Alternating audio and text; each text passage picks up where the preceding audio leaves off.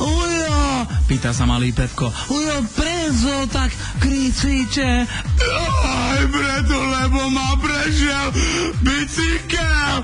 Ujo, u nás na našej ulici veľa nemocnice. Minulý týždeň presiel jedného chlapca valec a ani nemukol.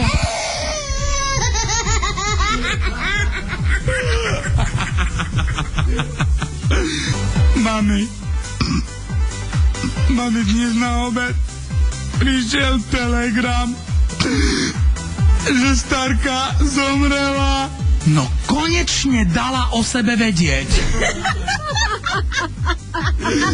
Detko si podal inzerát a odpovedala mu naň staršia vdova.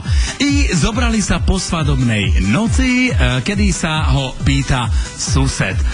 Detko, no a čože ste vyrobili s tou ženou? Že celú noc dedo tak kričala. Jaj, som jej robil cuc fleky. Dedo, a čím? Veď vy nemáte zuby. Jaj, synu, kombinačkami.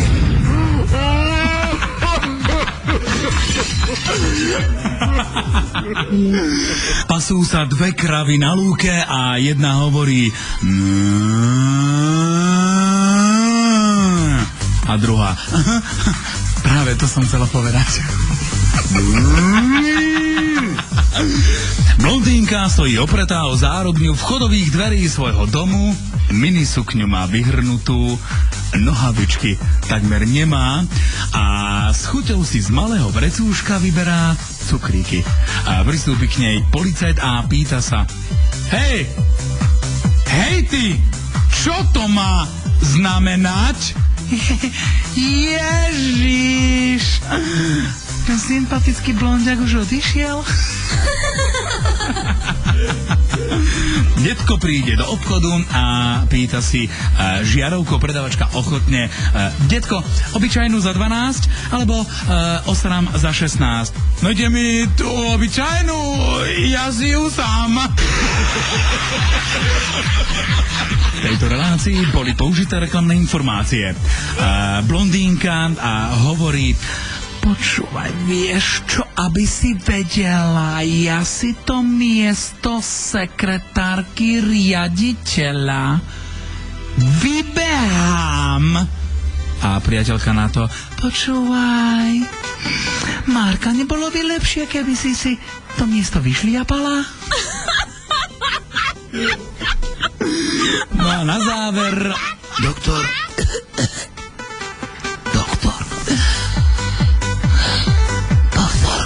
ja pevne verím, že sa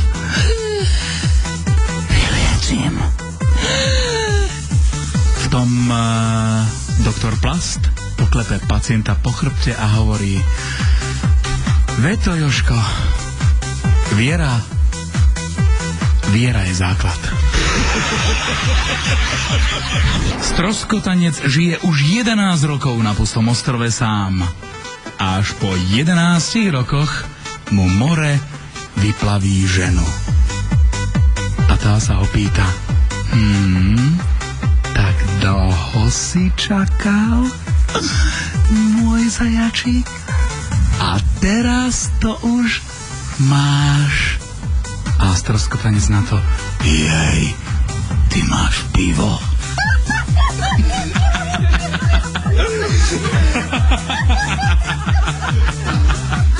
Malý chlapec je poprvýkrát v zoologickej záhrade a pri vchode sa pýta: Mamička, toto je opička! Toto je mami opička! Nie, nie, môj zlatý, to je len teta pokladnička.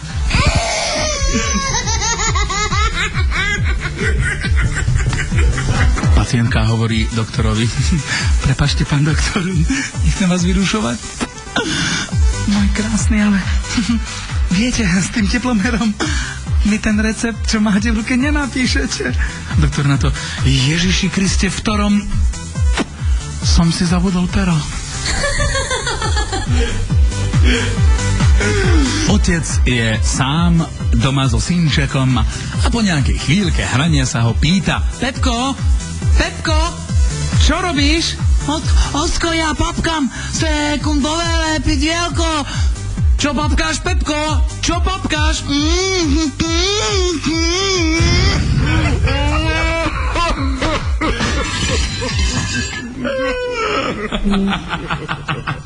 To bol pikne. Učiteľ Vajkiky hovorí: našu číselnú sústavu sme prevzali od Arabov, kalendár sme prevzali od Rímanov, bankovníctvo od Talianov. Vedel by, deti, niekto z vás povedať ešte ďalšie podobné príklady? Som sa prihlásil malý Pepko a hovorí: Áno, napríklad mlynček na kávu od Novákovcov, vysávač od Kovačovcov, čo bývajú na prízemí. Ahoj, zlá správa, tvoj manžel je transvestita. Neplač, mám horšiu správu, vyzerá lepšie ako ty. Si pre mňa ako jarné kvietky, na ktoré mám alergiu.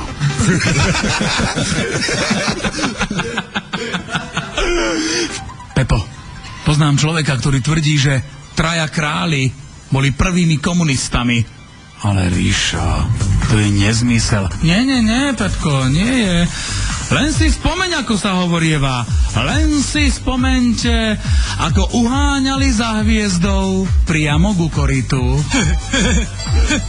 Stretnú sa dvaja ľudia, jeden z nich hovorí, že počúvaj sem, vieš, ako robí krava? To je jasné, že viem. A vieš, ako robí pes?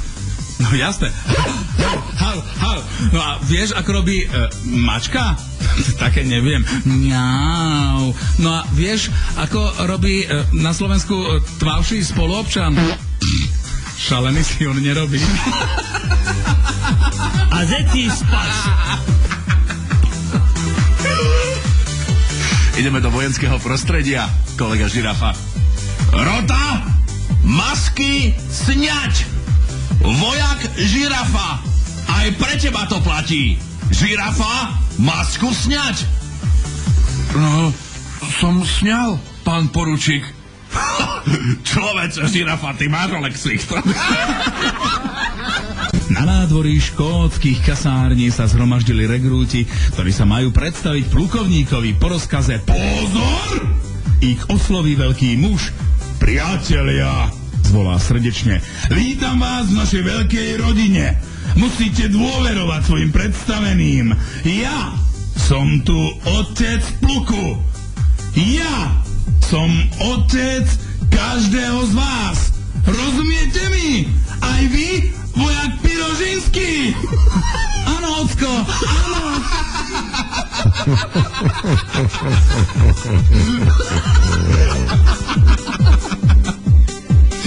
Keď v bývalom ZSSR vytlačili novú známku s portrétom Leonida Brežneva, onedlho začali prichádzať sťažnosti, že sa známka jednoducho nedá nalepiť. Dlho sa snažili zistiť, v čom je problém. Nakoniec sa, milí priatelia, ukázalo, že ľudia jednoducho pľujú na nesprávnu stranu známky. Jeden manželský pár mal veľmi ťažkú auto nehodu a muž vyviazol s ľahšími zraneniami. Horšie to dopadlo s jeho ženou, pretože má veľké komplikácie s pravým okom. Prešla jednu operáciu, zatiaľ na to oko nevidí, oko je prelepené a veľmi mala nádej na to, že cezeň raz uvidí. I príde ju do nemocnice pozrieť manžel a hovorí: drahá, jaj, to tvoje zdravé oko je také krásne, že nemá páru.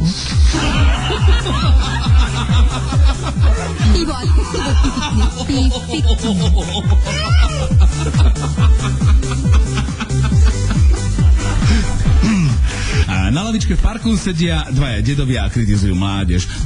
No, to som ja do svojho manželkou dospa by vôbec nič nemal Jozef. A čo vy? No to neviem ani ja, no ale ako sa volala za slobodná. Na Slovensku bohatá, rýchlo zbohatlická dáma sa pýta žobráka v Bratislave na námestí Slovenského národného povstania. No, a pokúšali ste sa žobráčku niekedy robiť? Áno, madam. Áno. A vy žobrať? Na oslave žirafových z tých narodenín sa oslávenca pýtali novinári. Dedo žirafa, nože prezradce, ako ste sa dožili takého pekného veku? Žirafa sa zamyslí a hovorí: chlapci, nefajčil som, nepil som, za dievčatami som nebehal, však ma poznáte. No lež veď aj môj dedo nefajčil, nepil a za ženami nebehal a dožil sa iba 70-ky. Žirafa sa zamyslí a hovorí: viete, že sa mu ani nečudujem? Veď málo kto vydrží taký hovecký život.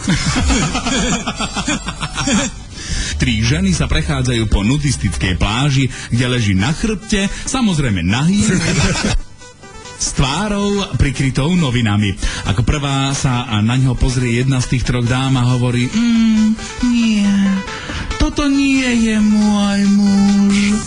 Druhá sa naň pozrie a hovorí: no, toto naozaj nie je tvoj muž. A tretia len tak zľahka hodí očko na muža a hovorí: nie, ten dokonca nie je ani z nášho mesta. Krásne! Pýta sa rybár svojej manželky: ty, Nika, idem loviť žraloky, nechceš ísť so mnou? Ani nie, Ríško, mňa to vysedávanie na brehu veľmi nebaví a naviac musím pariť, veď to poznáš. No to chápem, však rozumej aj ty, však potrebujem nejakú návnadu. Stretne sa Pepo s Patrikom a Pepo sa pýta Patrika sťabito, veľkého športového odborníka: počúvaj, Paťo, tak neviem, som počúval tvoju pondelkovú športovú panorámu a tam si spomínal, že ja neviem, na Slovensku vraj idú zastrešovať futbalové ihriská. Tak je toto normálne? No prečo, Paťo? Prečo?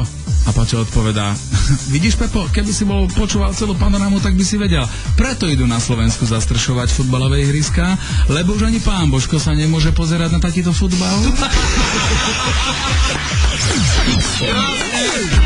Bavia sa dve blondínky. Predstav si to, Nika.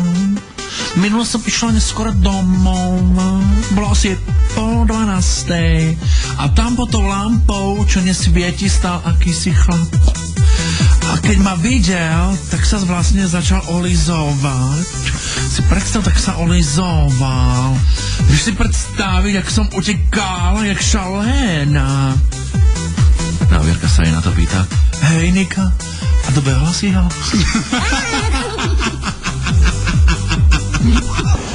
Vy máte v bruchu hodinky! S hrôzou hovorí doktor blondínke a prezerá si rentgenový snímok. Viete o tom, vážená? Áno, viem, doky. Ty tam mám už od 19 rokov. No nemáte s tým nejaké problémy? Ani nie, doky. Ba, možno hej, len pri výmene baterky.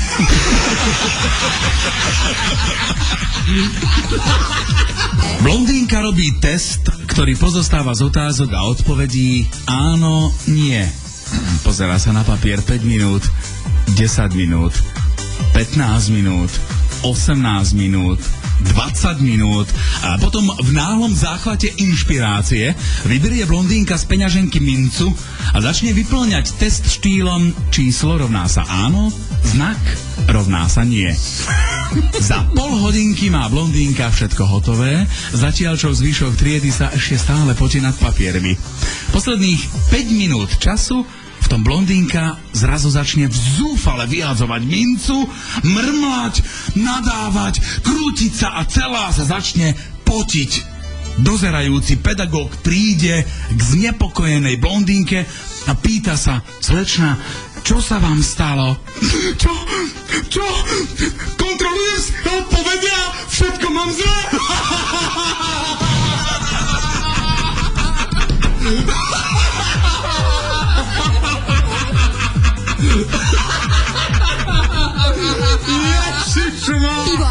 Igor, ty fikni.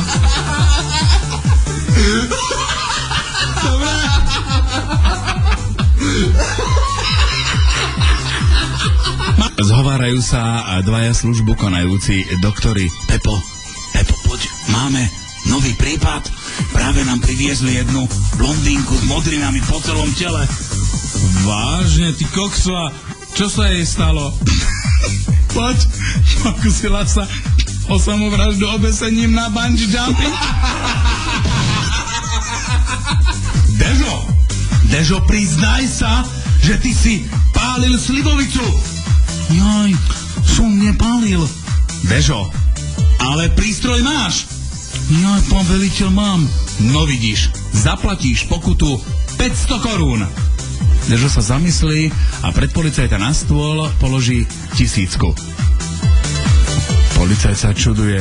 Dežo, a za čo je tých ďalších 500 korún? Joj, pán veliteľ, viete za znásilnenie? Pre pána Jána. Dežo, a koho si znásilnil? Joj, šundik, pán veliteľ, nikoho, ale prístroj mám.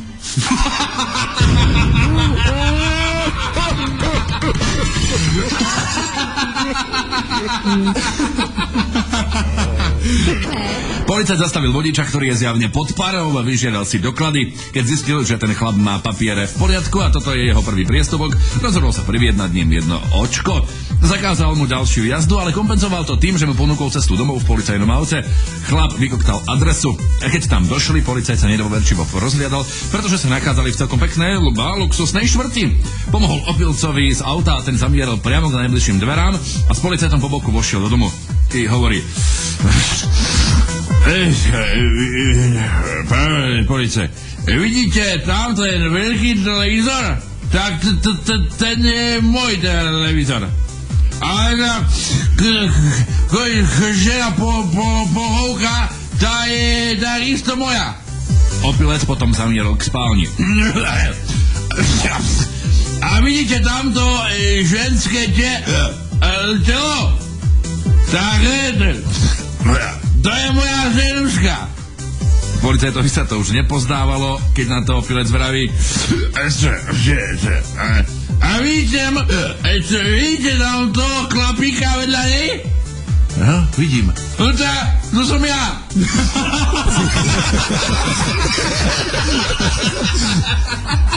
Policajt oznamuje Pepovi smutnú správu. No tak, pán Pepo, Maštin dnes zahynul pri železničnom nešťastí. Mi to ľúto. Pepo na to: ako je to možné? Veď on nikam nemal cestovať. Ako Poliš? A Poliš na to: no, on ani nikam necestoval, pán Pepo. Ale v hračkárstve ukradol vláčik a bol zastrelený na úteku.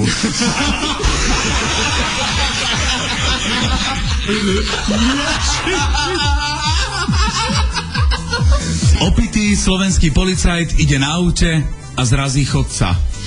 V tom vyjde von a hovorí: do parova, ja nenávidím, keď sa mi toto zastane.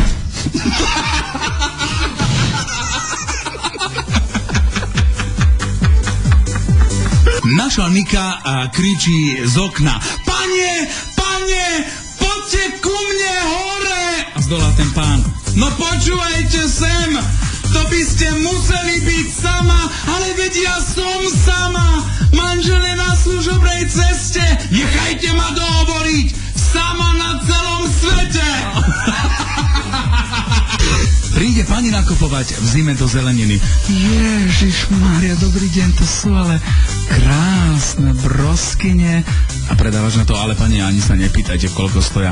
Jej, no ale fakt sú nádherné tie broskyne, ale hovorím vám, že nepýtajte sa ma, koľko stoja.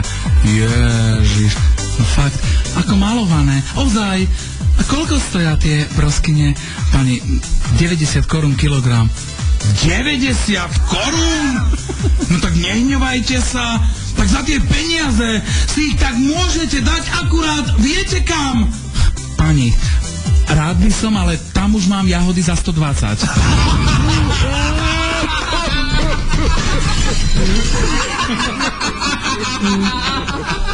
Žena vodička vojde do križovatky a vypukne obrovský zmetok. Narazí do jedného auta, cúva, narazí do auta za sebou. Snaží sa zo všetkého vymotať a poničí niekoľko ďalších aut. V tom ju obklopia vodiči poškodených aut a začnú nadávať.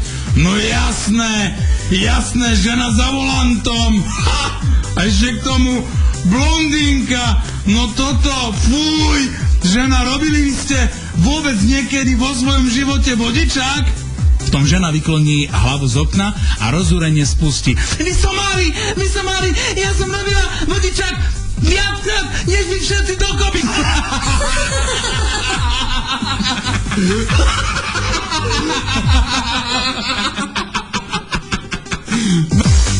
Zlatica, aké máš nádherné očné tiene. To je Max Factor? Nie, to ma len tresli lietajúce dvere. Reklama.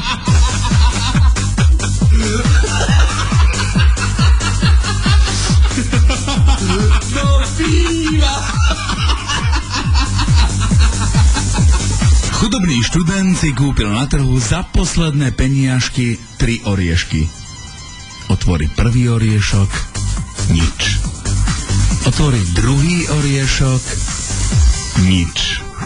Otvorí tretí oriešok a z neho vyjde červík a ten hovorí študentovi. Trapas, čo?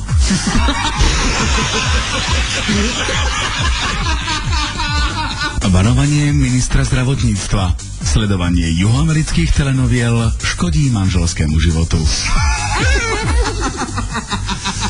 Slečná, vy máte ale pekného psíka. Môžem si vás pohľadiť? Pozrela si sa niekedy do zrkadla? Hej, aj ty sa sama toho bojíš. Tak mi potom povedz, čo mám robiť, keď ťa stretnem v noci.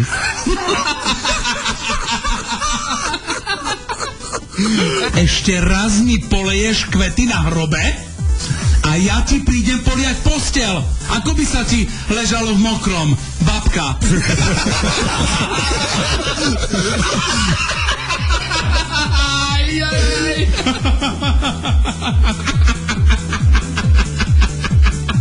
Stretnú sa dve dážďovky a jedna hovorí: Čau, beba, kde máš starého? Joj, Žanetka, chalani ho vytiahli na ryby. 10-ročný Pepo sa pýta mamičky: Mami, je Boh muž alebo žena? Mamička premýšľa, nakoniec vraví: Pepko, Boh je muž i žena. Toto chlapca zmiatla, tak sa pýta: Mami, je Boh biely alebo čierny? No Pepko, Boh je i biely, i čierny. Chlapček Pepko je ešte viac zmetený a pýta sa: Mami, vieš ako, Boh je, ide z neho teplo, je teplý alebo normálny? Mamička už bola úplne zarazená otázkou, ale odpovedá: No vieš, Pepko, no tak isto v tých predchádzajúcich prípadoch je normálny aj teplý. V tej chvíli sa Pepovi rozjasní tvár a vykričte: Mami! Tože Boh je Michael Jackson? Sedliak, veľkostatkár Pepo spí v chlieve pretože sa má teliť jedna jeho krava. Ráno príde sused a sedliak Pepo sa sťažuje. Ty, Jodi, no tá, kúkaj tu, tá potvora sa nechce oteliť. Jaj, Pepo, tá nešpí v chleve, kraba sebe duma, že už otelila.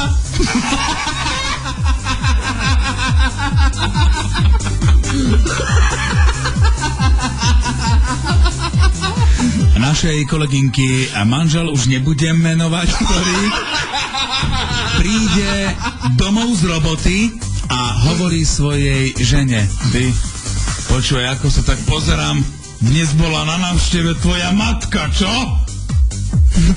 Bola, drahý, ako vieš? Ako? Som opľutý na svadobnej fotografii.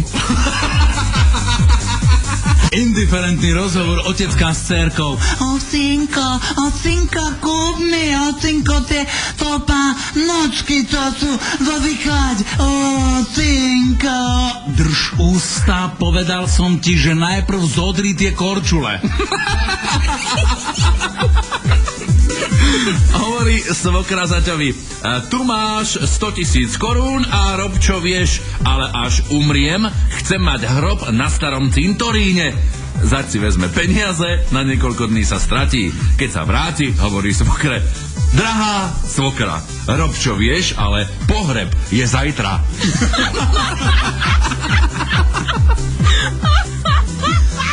Odo mňa v tejto chvíli posledný príde ateista do kostola, kde práve prebieha omša. Nerozumie ničomu, čo sa tam deje, ale napokon sa mu zapáči to podávanie rúk. Tak sa rozhodol, že príde i na budúce. Na ďalšej omši príde zasa k podávaniu rúk a on vyťahne fľašu štamperleky a naleje okolo stojacim. Počuť cinkanie pohárov, super nálada, na čo sa na spovedelnici otvoria dvere a farár sa pýta: hej, čo je? Čo sa tu dnes deje? A ateista na to: hej, ty keď sa tam vykakáš, aj tebe nalejem. Naozaj sa pred vami skláňame a toto myslíme tento raz smrteľne vážne. Veríme, že fóry sa vám opäť páčili a veríme, alebo chceli by sme veriť, že nikoho neurazili. Uraziť by mohli len tých ľudí, ktorí sa nevedia zabávať a zasmiať na vlastnom živote. Veď ten je niekedy taký smutný, že človek potrebuje ten kick z form, no nie? Od mixážneho pultu sa s vami dnes a lúči opäť kolega Pepo, Fiu, Did Vysopal. Po mojej pravici sedí polooholený a nadrobno nastrihaný anglický trávnik kolega Paťko Pavelka. No a milí priatelia, po mojej lavici dnes sa o vašu dobrú náladu samozrejme takto pekne krásne do trojky snažil kto? Musí tam niekto čerkať, zdačí. Áno, čerkajú Ciriško Ergo.